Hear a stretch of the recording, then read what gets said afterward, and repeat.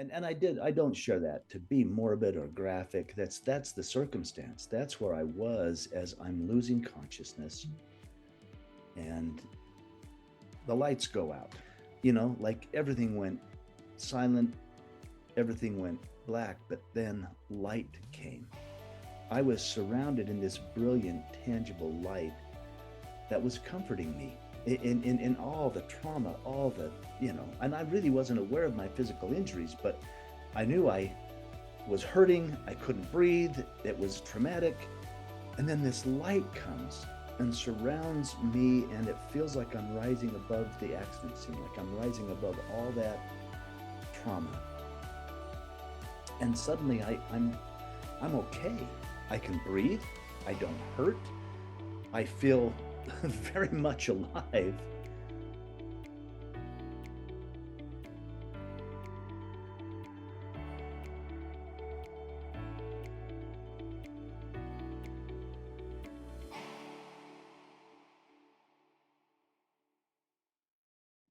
Welcome to the Light the Day podcast, where we explore spiritually transformative experiences.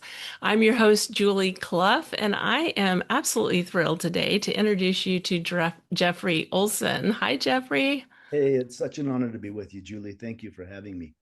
Yeah, I'm having a little bit of a fangirl moment. I've read all your books. I had a friend tell me about you several years ago. I've been following and really appreciating your story and your willingness to share it. So it's not an easy story, but it's a beautiful one as well. Well, Yeah. thank you. You're so kind. So before we get started, will you share just a little bit about yourself, and then we'll go back and take a look at your story. Absolutely. I'm Jeffrey Olsen. And gosh, I grew up on a little family farm and left that small town and wanted to do big things in big cities. And now I'm back. I've moved back to the Wasatch back on the little ranch. And I'm an author. I'm an inspirational speaker. I'm a creative director. I'm actually still working full time producing family content, producing shows and movies that are value based. And gosh, I've got three sons, four, including little Griffin, which we'll talk about. And I'm a pretty normal guy, actually. Yes. I love it. I didn't even realize that you were producing film. That is really remarkable. Yeah, I'm the creative director at BYU TV, and Nice. we do content that's for families. It's value based. It improves families and communities internationally, actually. And we've just been nominated this year for 14 Emmys. So it's been quite a run. Yeah. That's amazing. That's wonderful. I love that. So let's go back into your story. Like, set us up. Where were you? What was happening? And you really do have a remarkable near-death experience, a kind of a shared death experience. It kind of spans the gamut, doesn't it? There's a lot to it. There's a lot to it, and it's worth bringing up. I mean, it happened almost 30 years ago, and people say, "Gosh, how do you remember it?" I will always remember it. The details of the accident and how many surgeries and how long I was in the hospital. Those things I had to look up and verify. But the spiritual things, the actual out of body and near death experiences are like yesterday. Mhm. And also, with this much time passing, I can talk about it. Yeah. I couldn't speak of this for almost a decade. It was too painful. It was too personal. And now I can almost get through it without crying sometimes. Yeah. Well, and don't you feel like there's more forums for this type of like people are more open to this Oh, story as well? yes. Yeah. I mean, early on, 30 years ago, almost 3 decades, I didn't want people to think I was crazy. Right. I didn't want people to think I thought I was special in some way. I mean, my immediate family and a few very close friends are the only ones that even knew what happened. Wow. So the fact that we're on a podcast and I'm sharing this publicly and I've written a book about it are almost miracles. And yet there's a whole story to how that all happened as well. Yeah. But 30 years ago, 29 years ago, I was on a family vacation. We had put the whole family in the car. It was me, my wife, our two young boys, and we had gone to southern Utah to see my wife's family and to see the beautiful red rocks and just to have a little getaway. It was the Easter weekend. It was spring. Everything was a bloom in the desert down in southern Utah, and we went there for a family getaway. And we had a beautiful visit, beautiful getaway. It was a lovely trip. We celebrated the Easter holiday, and that Monday came around, and it was time to go back to work. And I had taken the day off. I mean, it was about a 5 hour trip from where we lived. We were up in the northern part of Utah. And, I packed the car up, got the luggage all in. We said our goodbyes. I buckled the kids in their car seats, and we were ready to head out. And there's certain parts of it that I'll always remember because we were in the car, and Tamara, my wife, her parents were on the front porch waving as grandma and grandpa do. And I was just pulling away from the curb. I had the car in drive and I was just pulling away. And Tamara looked at me and she said, "Stop, wait." And my initial thought was, oh, she must have left something in the house. She's left her purse in the kitchen or something. And I looked at her and she said, "I just want to say goodbye to mom and dad one more time." Now, in that moment, I admit I thought, "Oh, come on, we've said goodbye. We got to get on the road." But I noticed this, and this is what I'll always remember. She jumped out of the car, and she ran up to the porch, and she not only hugged them, but she kissed them both. No, that was not uncommon, but I noticed it. She Mm. embraced him, she hugged him, she kissed him, and she came joyfully, bouncing back to the car and jumping in and buckling in, and we were ready to go. And the reason I share that is, she must have had a feeling. She, Yeah. she must have had an impression, and intuition, something, a whisper said, "Go say goodbye to mom and dad one more time." And what I love about sharing that part of the experience is she acted on it. She did it. I think so often we get these impressions, these thoughts, these feelings, these inspirations. It's like, oh no, you know, let's get on the road, let's get going. But I love that she felt it, she acted on it, and as the day rolled out, that was the last goodbye. Mm. And so there's things around the accident and near death experience that are profound, and yet they're very common. They're the mundane part of life. And she got in the car, she buckled in, I headed for the interstate, I cranked the cruise control up to 75 miles an hour, which is as fast as I could legally go. I was hustling. I wanted to get back. I wanted to make the trip. And I had a moment as I was driving back. I'm thinking about all the stuff I got to do, that chatter in your head. I've got to do this, I've got to do that. And I just glanced in the rearview mirror. And this was a moment. When I talk about these moments, life is just moment to moment to moment. And it was a glance, but in that glance, just to see where traffic was or if there was traffic, Griffin, my youngest son, caught my eye. And he was sound asleep in his car seat. In a moment, I just glanced and I saw him, and I thought, wow, there's our miracle boy. We'd had the first child, Spencer, and we were told we may not have more children. And there he was. And I thought, what a miracle. And I noticed details like, what I noticed is how long his eyelashes were. And I was like, what a beautiful kid. It was a moment, it was a glance, but in that glance, I saw Griffin. I heard Spencer, who was playing with action figures in the back seat with all the joyful noise of a little boy. And I glanced over at Tamara, who had also reclined her seat back, and she was sound asleep. but she was still holding on to my hand. Mhm. In that moment, I mean, here I was. I'm like, wow, I'm surrounded by these beautiful boys, and she's still holding my hand. I mean, we were blissfully in love, and we were chasing our careers and wrangling these boys, and she was holding my hand like she had the first time I got the nerve up to ask her to go to the movies. I mean, it was a beautiful moment, and I was so filled with gratitude. It was just this moment of gratitude. And of course, my attention goes back to the road, and I'm I'm hurrying home. And it was probably about an hour after that that things went wrong, or that things happened. I don't know if there's right or wrong. I think everything happens perhaps for a reason, even the most traumatic things. But an hour after that, um, there was reports of heavy crosswinds. There was reports of a red pickup truck that was driving erratically and cutting people off. I remember it being incredibly windy. I don't recall another vehicle. I One of the hardest things about telling the story, Julie, is I believe what happened is I dozed off. Mhm.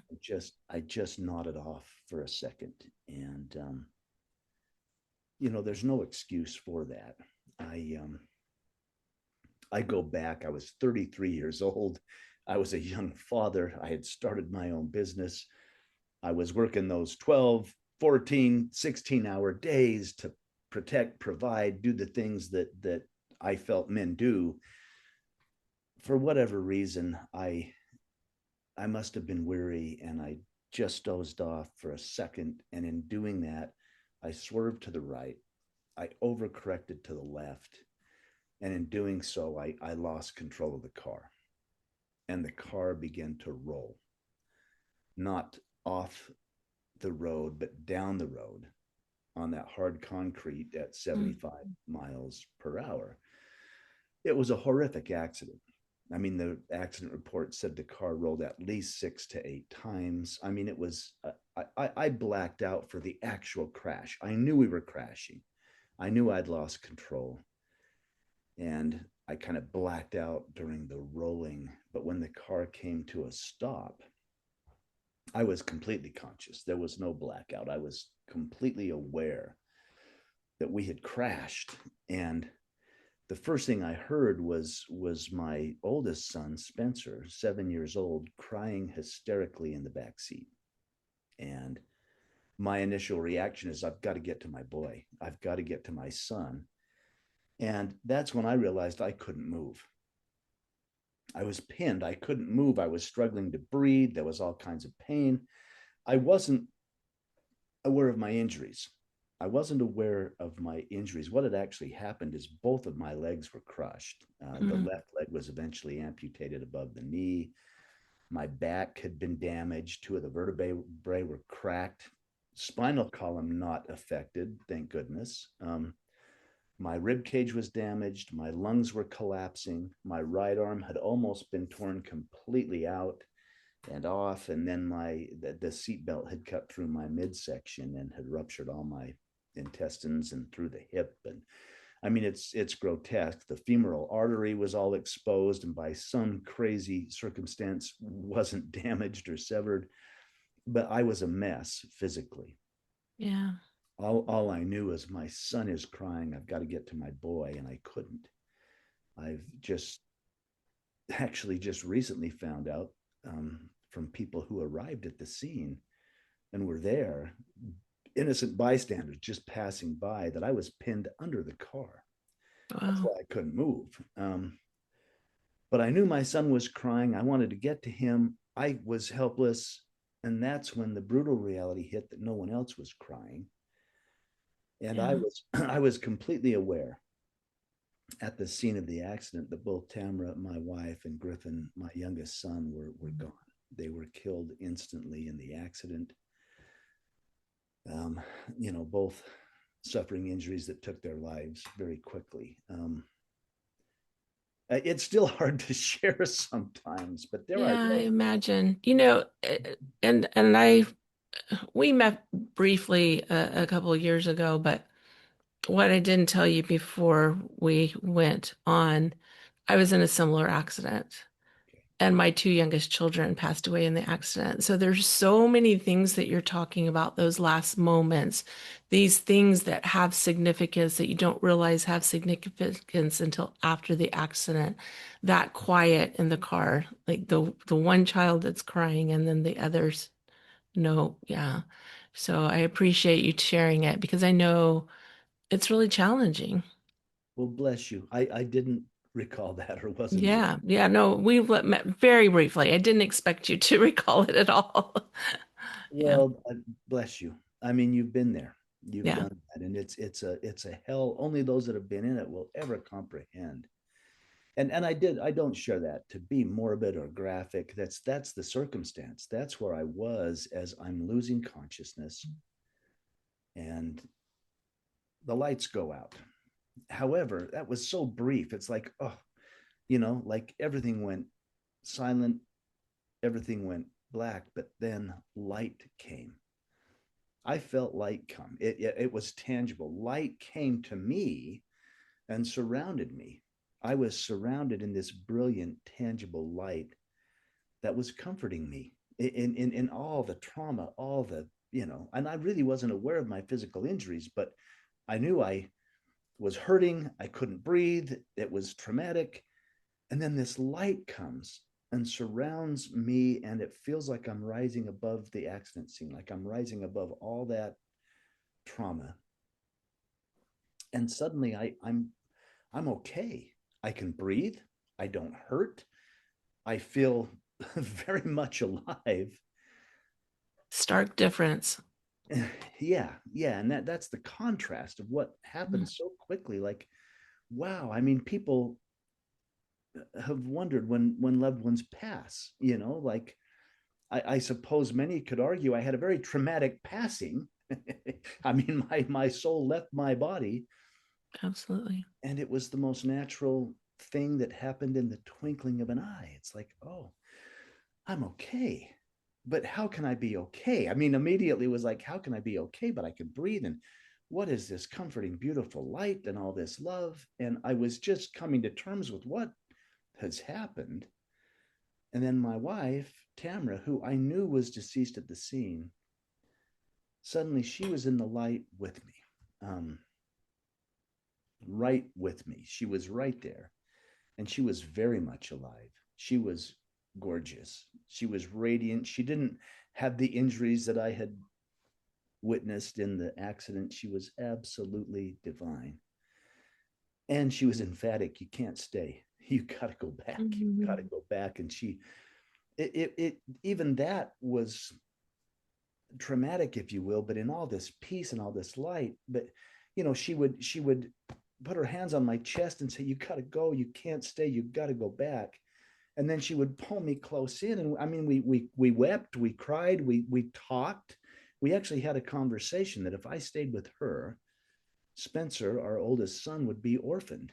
And for whatever reason, she could not go back, but I could. And we made that choice. We made that choice that I would go back. And Do, I don't want to interrupt you, but I'm just wondering, do you have a sense that this was like a soul plan before all this happened? Or was this like a decision that was made in the moment? Like what is your sense of that? for me, it felt like a decision I had to make Mm, now in that moment. Tamara had a knowing. It was like, no, I mean, to attempt to put it in context, it's like, have you been here, 2 hours before me and you've come to terms with all this? Or, yeah, yeah. she How did you get knew. to that place so quickly, right? And really, there was a deep knowing within me. I wanted to stay with her. I wanted to stay right there. I didn't want to come back. But the driving force was my son. Oh wait, I've got a Right. child. I mean, and it was a big. Here I am looking at the woman I love more than life, and I've got a little boy in the backseat of that car that she's telling me is going to be okay, and you've got to go back and raise this child.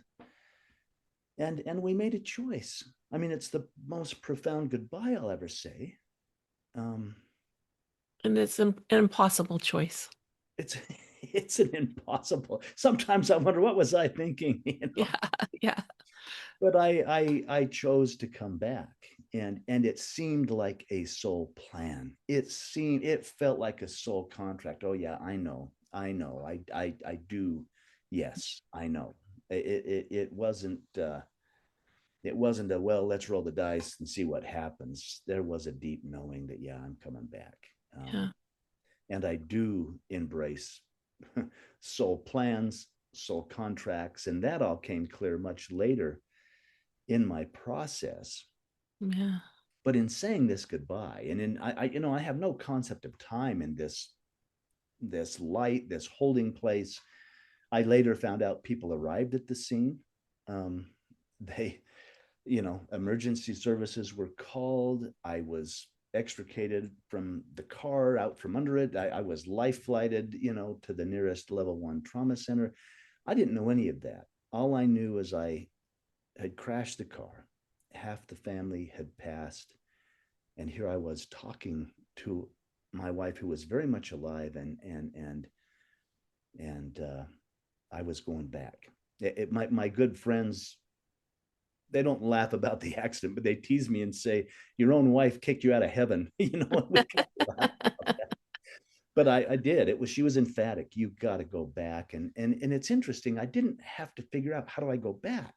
It was Mm, the intention. It was the thought. It was the choice. Okay, I'm going back, and then, whoosh, it felt like I was just immediately like just transported, and I found myself moving about a busy level 1 trauma center, encountering all the patients, the nurses, the doctors. But it was a massive awareness. It was like a 360-degree awareness of everything. um, Obviously I was out of the body, and everyone I encountered, the doctors, the nurses, the patients, I even seemed to be aware and witness the families of the patients and their trauma and their feelings. And everyone I saw, I knew them perfectly. They were strangers in this realm, but I knew their soul.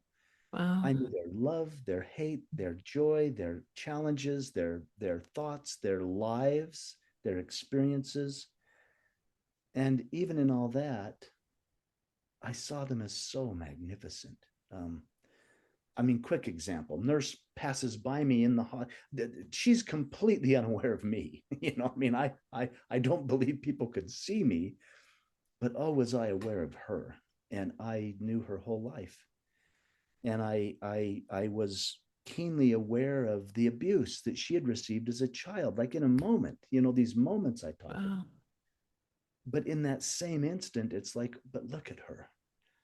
Wow, she is here healing, helping, serving, in a hospital. This was true of everyone I encountered. I was seeing them, well, the way I was seeing them as God sees us. It's like they were beloved, they were magnificent.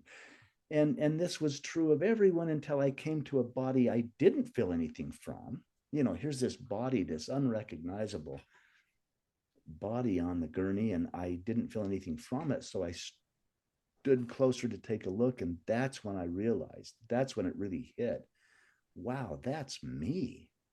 I am not in the body. I am dead, if you will.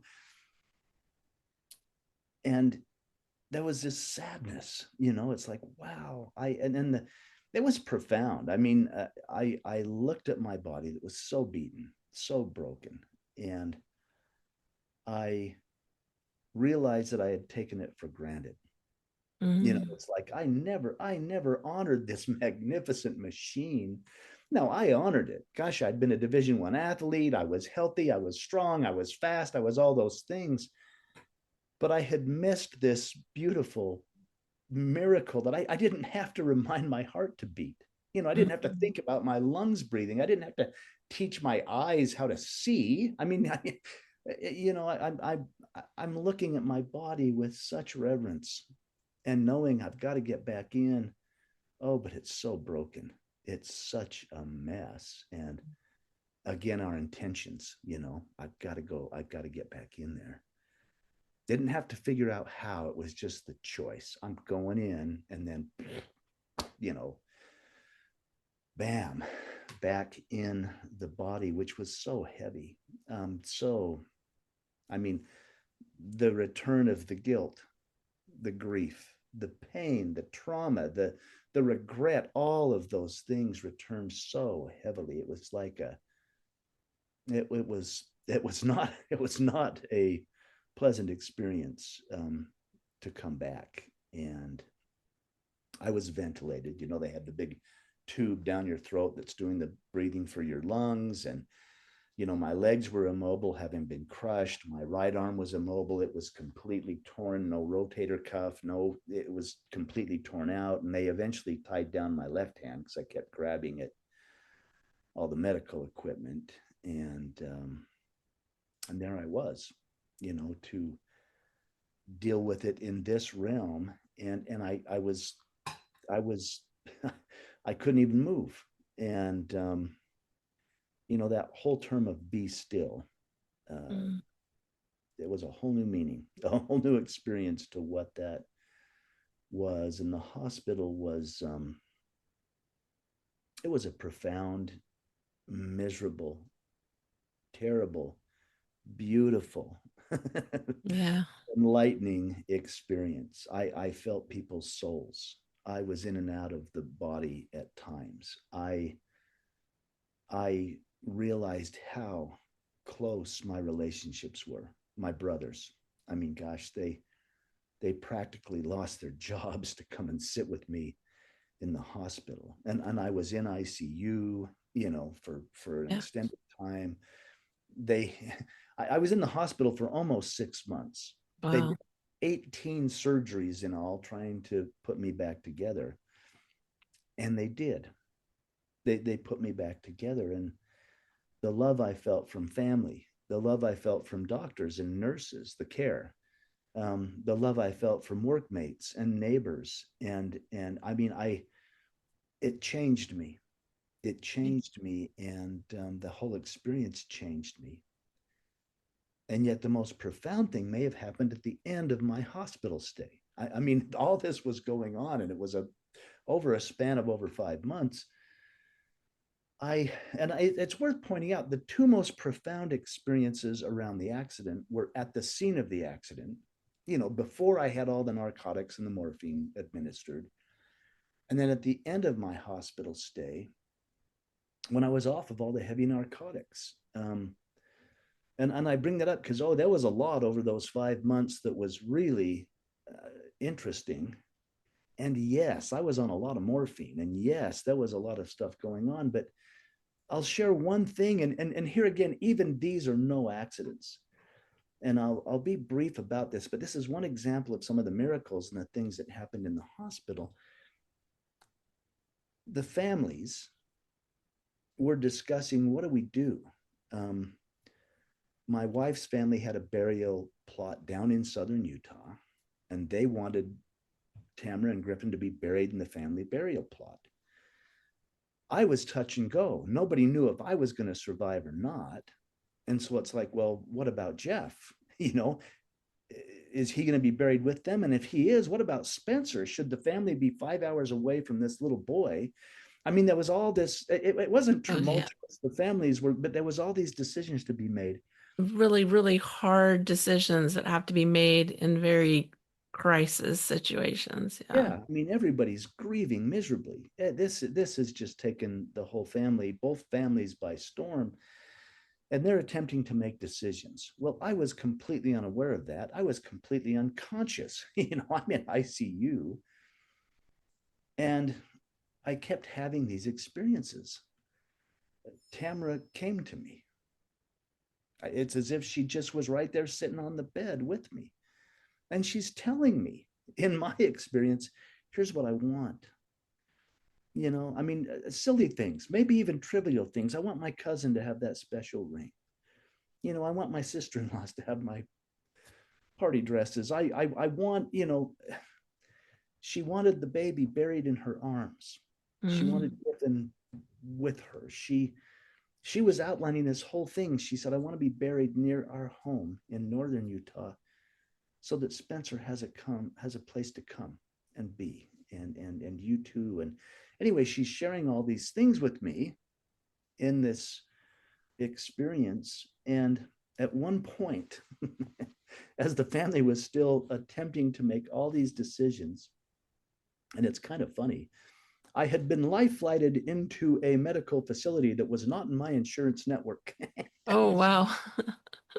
And so the insurance company was demanding that I be transferred to a facility that was in the care network, and yet there are no accidents. So in order to transport me, and on this particular day I happened to be conscious, they removed the ventilator.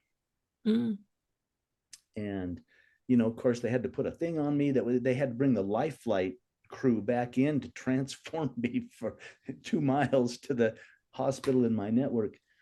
But in doing that, and my brother was there, Tamara's father was there, her brother was there, and I was able to share with them. I couldn't speak very well, but I was articulate enough. I said, I've been visiting with Tamara.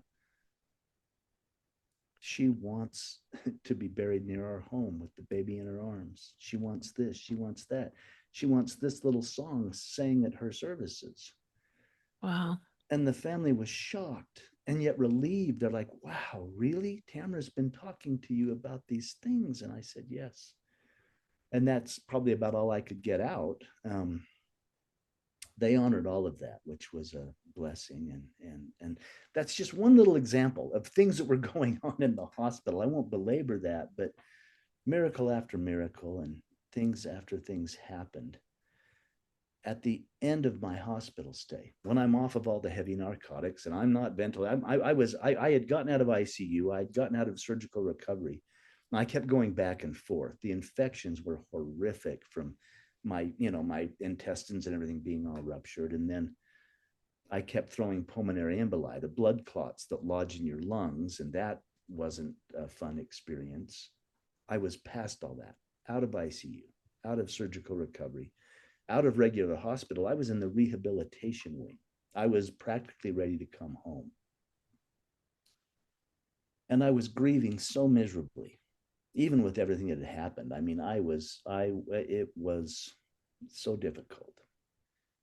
And at one point, I laid on my side to sleep. Now, they had finally stabilized my abdomen so I wouldn't spill everything out if I rolled over. And I had laid on my back so long, I'd rubbed all the hair off the back of my head. And I was sleeping on my side. I thought, wow, I haven't slept on my side forever. I've been laying on my back in this hospital for months. And I felt that light come again.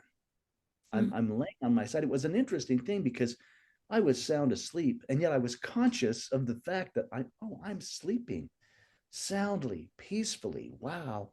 And then the light comes, and I recognize, wow, just like at the accident scene, I know this light. And again, it felt like I was rising above the hospital bed. And this time the light dispensed. It like cleared away like a mist. It went away. And I was in the most beautiful, amazing place. Um, there's all these words like heaven, the other side, the spirit world. The only word that comes close to what I was experiencing was I was home. Mm. I was home. I so welcoming, so familiar. I was home and I was whole. I looked down and I had both legs and both feet, and I was completely healthy. And I began to run. I began to joyfully run, thinking I'm home. And it's interesting because it was such a physical experience for me. Now, if I'm out of the body and yet I'm looking at both feet and both legs, and I can feel the energy of the ground beneath my feet. I can feel the intelligence in my calves and in my toes. And I mean, it was a super sensory experience that way. And I'm joyfully running about this place thinking I'm home and I'm whole. And then I got the message just intuitively, or it's like, you're not here to stay. And at that same time, there was this corridor, this path, this corridor to my left. And I knew intuitively I'm to go that way. I'm to go down there. And I did. I began going down that corridor. And at the end of the corridor was a crib.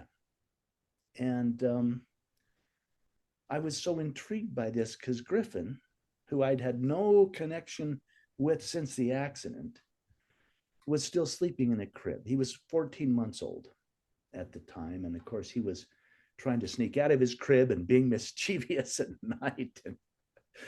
But here was this crib, and I'm thinking, Griffin, Griffin. And I raced to the crib and I look in it, and there's my little boy. And he's sleeping as peacefully as when I glanced in the rear view mirror. It's like no time had transpired. I noticed the details. I noticed how long his eyelashes were. I swept him up. I picked him up, and I I, I don't know how to articulate how physical it felt, but it did. I don't know if you've ever picked up a sleeping child. I know you have. There's a heat, there's a weight. I held him against me, his warm little body. I could feel his rib cage expanding with breath. I could feel his breath on my neck. I leaned over and I smelled his hair. I'm like, this is my boy. I was holding my child and he was well. He was whole. He had no injuries. He was perfect. And I began to weep, just thinking, how can this be? How can this be? But I was relishing in the experience. And then I felt this presence coming up behind me. And I'm holding my child, and this presence is coming up. And it's so big, it's so powerful, it's so wise, it's so cosmic, and it's coming closer and closer as I'm holding my child. And I began to be fearful. Um, I grew up in a conservative Christian, home. I mean, this presence was so overwhelming. I thought, that's God. That's God. And I'm holding my little boy, and he's here because I crashed the car. Wow. His life was cut short because I dozed off or I overcorrected. And the guilt and the presence is right behind me. And I'm holding my child and I'm weeping. And I had this thought, I hope I can be forgiven. Mm. And in that thought, this is where the whole thing just expanded. I felt these divine arms wrap around and hold me and my little boy. And then just this download. I mean, my thought of, I hope I can be forgiven. The download came in, and the first communication was, there's nothing to forgive. This is all in divine order. This goes back to your original question. And I'm like, how can that be? How can this be in divine order? His life was cut short. I am maimed. I'm going to have to raise a child alone. All this is, and you don't argue with God. I'm Right. like, how can that be? This isn't in divine order. I do sometimes, but yes, yeah, generally speaking, it's not a good idea. Well, and there was so much love. This is the Yeah, beautiful thing, is I was having those thoughts and I was told it's all in divine order. yeah. That's when my own life, I mean, you've heard the term, oh, your life will flash before your eyes. It didn't flash. I was seeing my whole life in the arms of the divine, Wow. and I'm seeing it so differently. And I'm placing judgments. I mean, I'm like, well, that was a mistake. I didn't mean to do that. And the beautiful communication was, yeah, but what did you learn? What did you learn, my child? There was so much love. And it was beautiful because here I am holding my boy, and I'm in the arms of the divine. So it was like this, I don't know the word, like this generational love, going back to the divine creator. And yet I'm looking at my child and thinking, he is beloved. He is divine. He is perfect. And here he is. And the message is coming back. Yeah, that's how all of you are loved. You're all divine and perfect and cherished and known and beloved in such a way. You're experiencing it holding your child. Wow. And yet it's reciprocated in such a way and magnified and multiplied. It was the most overwhelming love, unconditional love I've ever known. And Beautiful. I saw my life and I had all these judgments of it. Even it's like, well, that was wrong. I knew it was wrong and I did it anyway. And even, I mean, the creator said, but that's your judgment of it, not mine. What did you learn? How did it expand you? What did you decide because of that? How I was looking at my life in a different way, and I realized that everything was choice. And in fact, I was given a choice. I was given a choice. I was told, you can be mad at God for the rest of your life because you weren't protected. You didn't have an inspiration. Tamara ran to the front porch to kiss her parents. Why didn't I, pull over and park the car and rest or whatever was going on? I didn't even realize I was tired in reality, but this all played out. But everything is in order. And I was told, you can be mad at God about that this happened, that this was allowed to happen. And that's okay. We love you anyway. and, and I say we, it felt like the entire universe had surrounded. Mm. It felt like everything, all there is, was holding me and observing my life. And I was also told that I could make the choice to beat myself up the rest of my life because I was driving the car. Yeah. And that would be okay. They would love me anyway. And then I was given a choice, which I've shared this a few times, but I was told, you have the choice to exercise your will, my will. And I'm like, oh, wait a minute. I was taught since I was a little boy, it's your will be done. I had all this religious, and the answer came in, my will is your will. That's how much you're loved. Wow. My will is that you have free will, that you get to choose. You are so beloved. What do you want? And you have the choice to give your son back. Now, what I wanted is to just bring them all back. And that was not part of the plan. But I was given the choice to give my son back. I was told, you can give him back. You can hand him over in trust. And it won't feel so much like he was ripped away from you. And you can do the same with Tamara, your wife. You get to choose. What happened, happened. And yes, it was all part of a grand plan. And now you get to choose how you'll respond to it. Yeah. And in all that love, in all that peace, all that beauty, I kissed my little boy and I put him back in the crib. I never dared turn around. I had so much fear. And even though I was feeling so much, you know, love, I never dared turn around. I put my little boy back. I kissed him. I put him back in the crib with this presence, this divinity, God right behind me. And then I was right back in the hospital bed, back to the colostomy bag and the injuries and the amputation and the braces and the slings. And I had a little different perspective. That changed me as well. And I still grieved miserably, as anyone would. And perhaps all of that happened as a lifeline to me. I don't know what I would do had I not had those experiences. I might be that guy strung out on the corner somewhere wondering what happened, But that's the near death experience or the out of body experiences one interesting thing that took place that I'd like to just spend a minute on. Yeah. When I was in the hospital and I was out of ICU and I was in surgical recovery, they had just started to let people come visit me. Only my immediate family and only certain numbers of my immediate family were even allowed to be in the ICU room. But I was at a point where the guys from work could come in, people from my neighborhood had come in.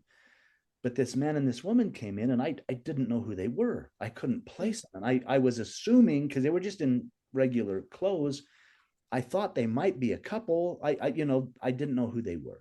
And Yeah. the man came in and stood against he kind of leaned against the wall. But the woman came and sat right by my bed. She was very kind. She reached out and touched my arm and she said, "We're members of your original trauma team when you were life flighted in." And I said, "Oh my Oh, gosh, how kind of you to come." And she said, "Yeah, we're so glad you're doing so well." And it was small talk for just a minute or two. And then she became emotional. And she said, "Mr. Olsen, we've got to tell you why we came." Um, and she began to cry. And she said, "Your wife was in the operating room as we worked on you. She had witnessed." She said, "I went in there and she was in there. She was in there. She was right with you, her spirit." yeah. And they didn't know me from Adam. I didn't know them. And I was like, wow, so others were having an experience while I was having mine. And I intuitively just looked over at the doctor. I just looked at the man and he said, "I saw her too." And he said she was standing in the air above your gurney.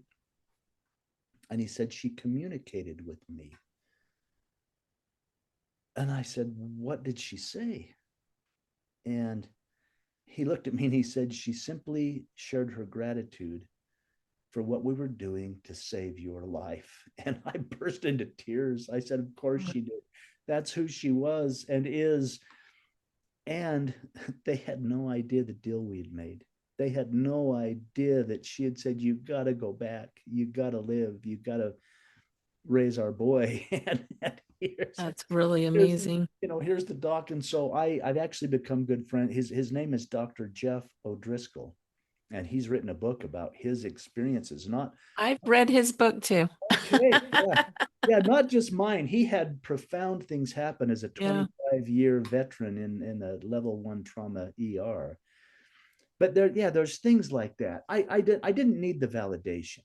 I mean, I knew what had happened to me, but suddenly here was a clinician, here was a doctor, and I shared at that time. I said, "I've had some interesting things happen to me." And we actually have become friends. We're still buddies. We still go have lunch. We still hang out together.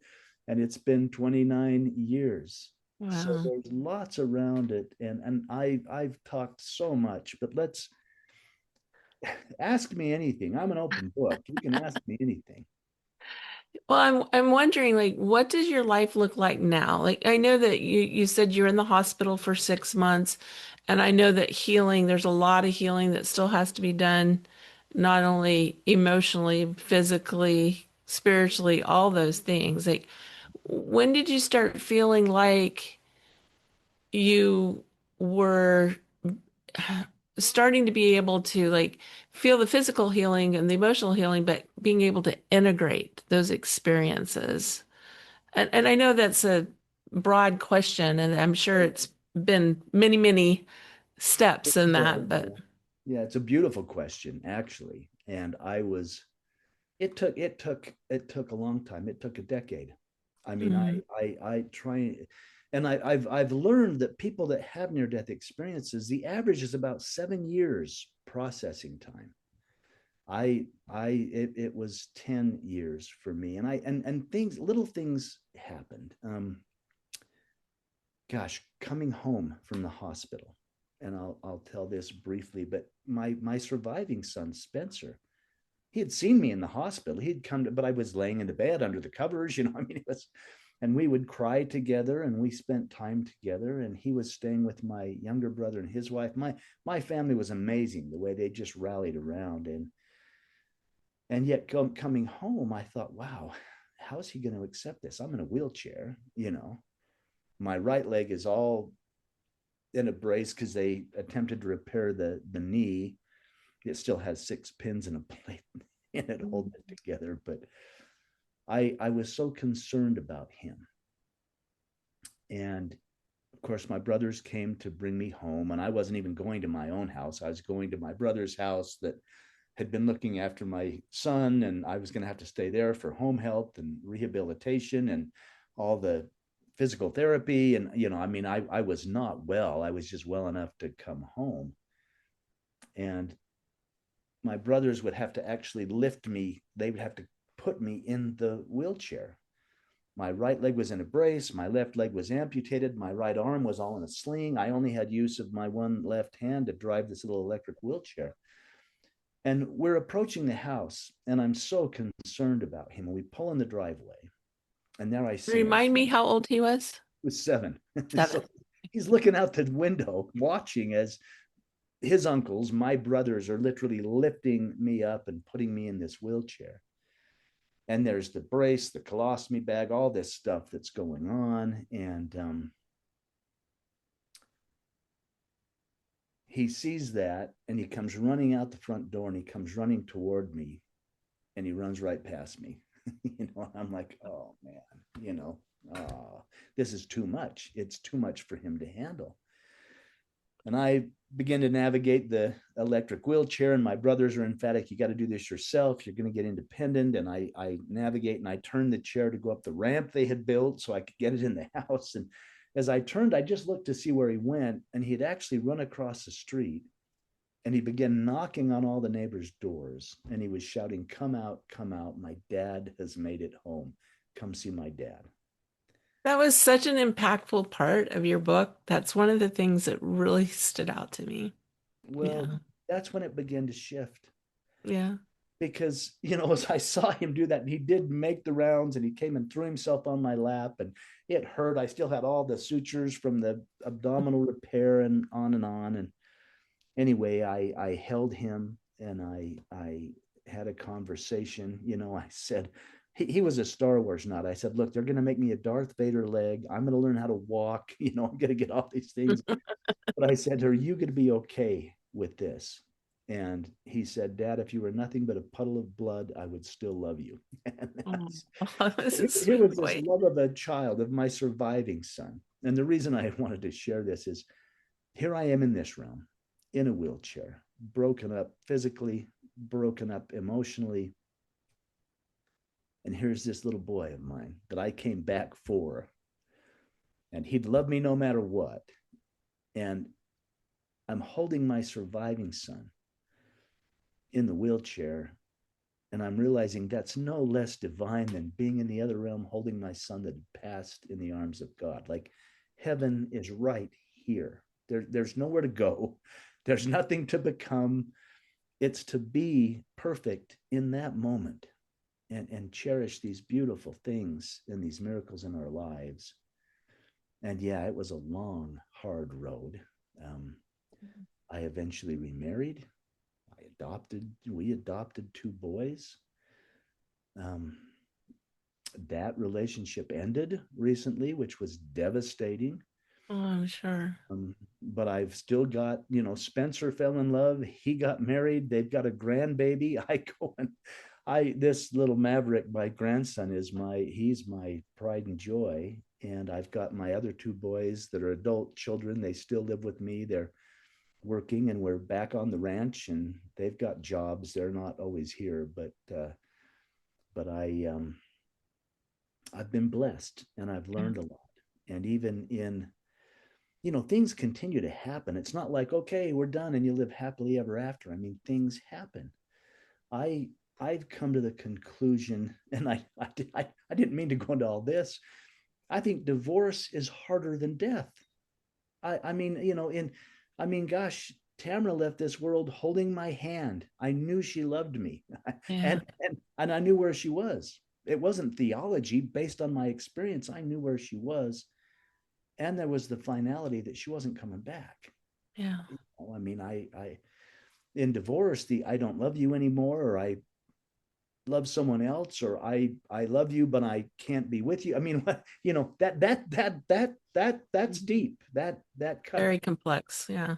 And they're not gone. You don't know where they are. And then it's an interesting way of moving forward. And I guess the bottom line, I'm continuing to learn. My soul's journey is continuing to expand. It's continuing to learn.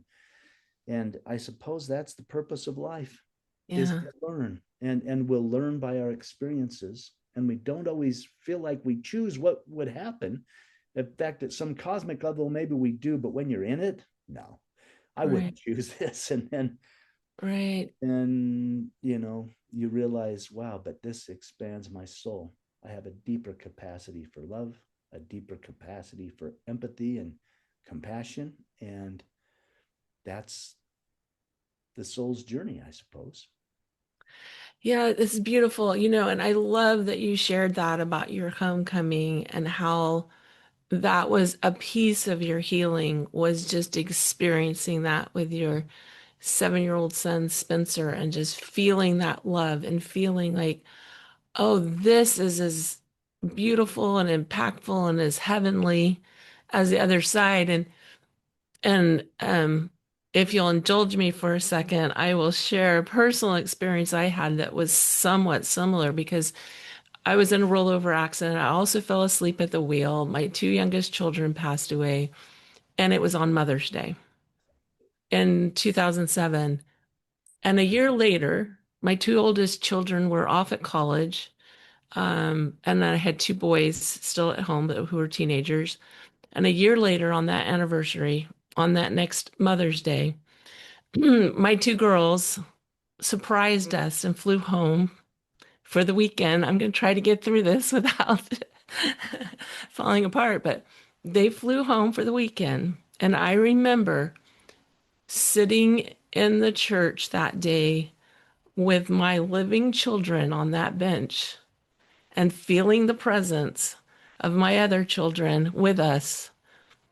And it healed my heart in a way that I cannot even explain because it connected me back to here. Now, I still grieved.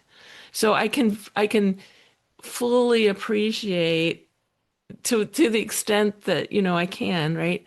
That moment of just being able to go, okay, I can have this experience of having these loved ones on the other side and stay connected with my loved ones here. And it changed the anniversary of their passing for me in a dramatic way. It's not a sorrowful day for me now. It's a celebration of being a mother. And I like to tell people, I had a choice. I could be their mom for 8 and 10 years. My son David was 8. My daughter Carrie was 10 when they passed away. Or I could not be their mother. They would have gone somewhere else where they would have lived their 8 and 10 years. And every day I'm just grateful to have been their mother for those years. Oh, I love that. I Yeah. so love that. Thank you for sharing that. That will make my day. And it is. I mean, gratitude. What a beautiful emotion. What a beautiful way of being. And yes, life is challenging. And yes, there's going to be all the pain and grief and trauma and all the joy and happiness and bliss. And that's why we came. That's Yeah. why we came, was to experience it all. And I believe that's true. I'm curious, so I lost my brother, about almost 35 years ago.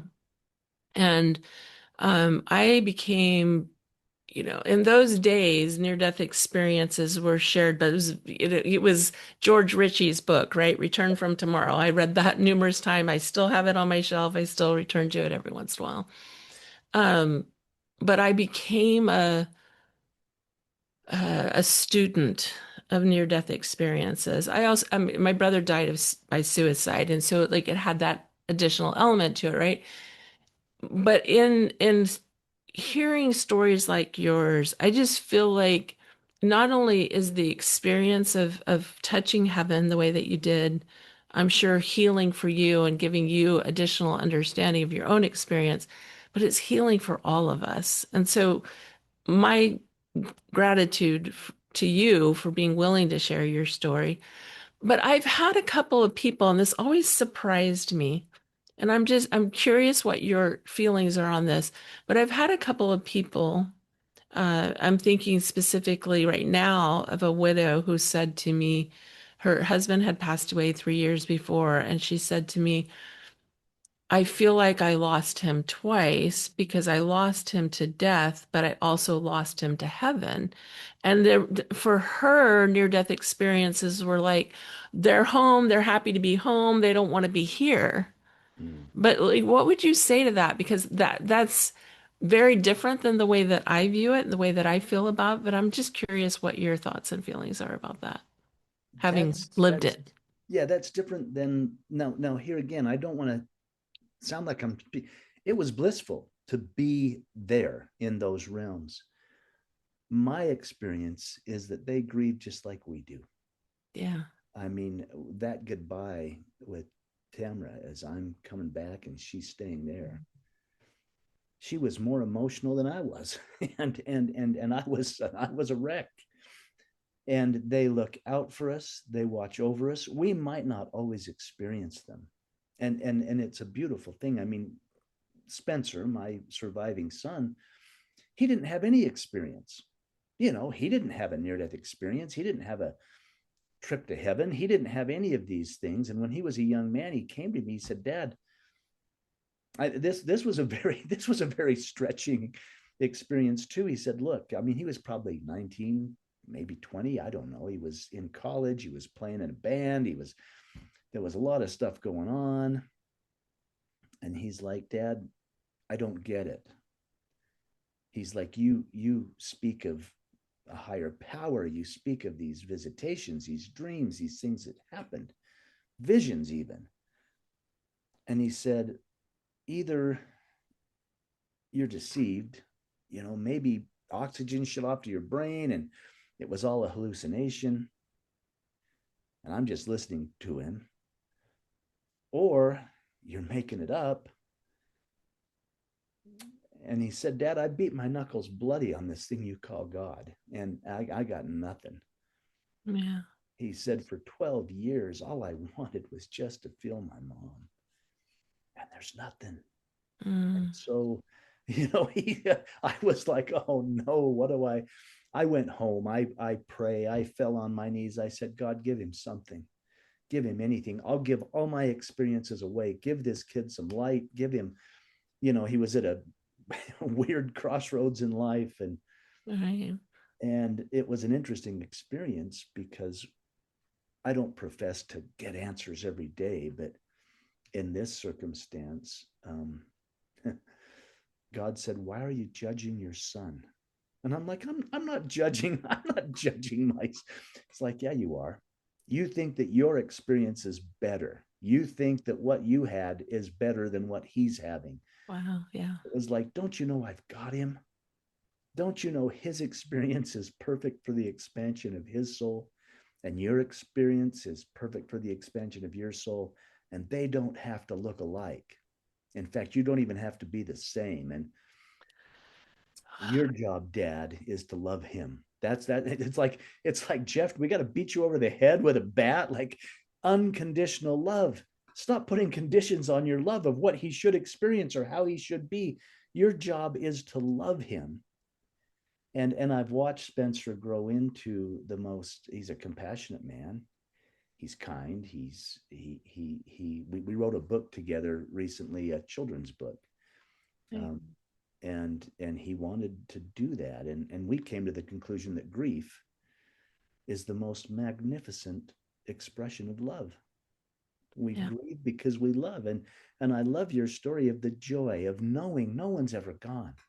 No one's ever dead. That they don't die. We live on. We are connected. The connections we make, the love we share, it is eternal. Even Yeah. if relationships end, that love is eternal. It's honored. It is a tangible, beautiful thing. And we're simply having a human experience. We're divine, eternal beings having a human experience. I was reading recently, the story of Jesus. I mean, gosh, he's been beaten. He's being taken away to be crucified, and he says, "For this cause came I into the world." And there's a lot of layers around that, but I think each and every one of us, when we're in our stuff, when we're experiencing trauma and grief and pain, we can say, "For this cause came I into the world, so that I would know." I mean, sometimes I think the pain and the grief digs reservoirs and defines, the joy and the bliss, and even death itself. However, I'll say there's no death, but death itself defines life. Yeah. The buzzer's going to go off, the game's going to end, and and so let's play well. Let's play well while we're here, even though we may be going somewhere else. Let's play well while we're here. I so appreciate you sharing that story about your son and his own, like, coming to terms with God and your experiences versus his experiences, because that is, it's so profound. To me, that there's just like such a beauty in that, recognizing there's so much fear in our world, right? And we fear for our loved ones. Here I am, doing this podcast, doing spiritual work, being in this space that some people think, what are you doing? Who are you? I have close family members who have very different views about the eternities, God, everything. And you know what? It's okay. It's okay. And it's just okay. Like I get to, and when I find myself going, maybe I am being deceived. Maybe this is just all, all of that, right? And I kind of move away from that. I don't feel comfortable. So I go back in and lean back into what feels right and good and correct for me. And I let the people around me lean into what feels right, correct, and good for them. And we can let go of the fear, because your experience is just shines a light on this idea that, we kind of sometimes, I want to say, sometimes we put conditions on God and we say, like, he's judging us and this and that and the other. And I think your experience says differently. There's no limits to love. Yeah. Life would be so boring if we were all the same. I mean, really think about that. If Yeah, we didn't have the sure. diversity in the world that we have, and yet what I know is we have far more in common as manifestations of God, as God's children, if you will. We have far more in common than we'll ever have separate in beliefs, in cultures, in genders, in whatever that is. We really deep down want the same things. and uh, Exactly. and if we could just put aside our differences and step into love, and maybe even celebrate our differences and lock arms and walk together, I, everything would change. We wouldn't be at war. We Yeah. wouldn't have the disparity between the haves and the have-nots. We could literally create heaven right here. Yeah. And sometimes I wonder if that's the game. I mean, is all the divine cosmic realm just looking and saying, well, they're going to figure it out. We're like kids playing on the playground and we're kicking sand on each other, and they'll figure it out. They'll sometime realize that love is the most powerful force in the universe. Yeah. And maybe the state of the world, maybe it is in a state of coming undone so it can literally come together. It's not falling apart. It might be falling into place. In the fall, we planted bulbs out around the, the house here. And those bulbs have to completely be torn apart. They have to come inside out, completely undone, before they ever bloom into those tulips, those beautiful Wow. flowers. And perhaps humanity, society, maybe even as individuals. I mean, gosh, your experience, Julie. I mean, talk about coming undone and being turned inside out. We've both done that, but and yet look what you're doing. You're serving. You're doing this podcast. We're talking. People We're all will. doing the best we can, aren't we? Yeah, yeah, and I mean, it's interesting because I never had any intention of sharing this publicly. I never wanted to write a book. I'm the reluctant author. Spirit whispered to me, and it's interesting. When these things come, like the "Why are you judging your son?" night, I never intended to write a book until I was told by Spirit, share your experience, and others will heal. Yeah, And then I realized it's not about me. And yeah, then I could do it. Then I could share it, and I had no idea. I mean, I was approached by a publisher. I didn't set out to write a book. I wasn't trying to build a platform. I wanted to go to work and do my job and be a good father and husband. And, I mean, I was not, this was never part of it was never part of my plan, but it must have been part of a greater plan. The publisher approached me and I told him no at first. And then I went and prayed over it. And that's when God whispered, share your experience and others will heal. yeah, And I wrote the book. I thought, well, my mom will buy a copy. Nobody's gonna care. But it didn't. That was not how it turned out. I mean, it hit number 3 on Amazon in the first week it was out in the category of these spiritual experiences, and then suddenly my life was transformed in a way that I would have never guessed, that I would have never done, and even if I wanted to do it, would have never accomplished it. I mean, there is a higher power. yeah, It's involved in our lives. And sometimes it looks like absolute chaos and pain. And then there's those moments. I'm going to carry your story.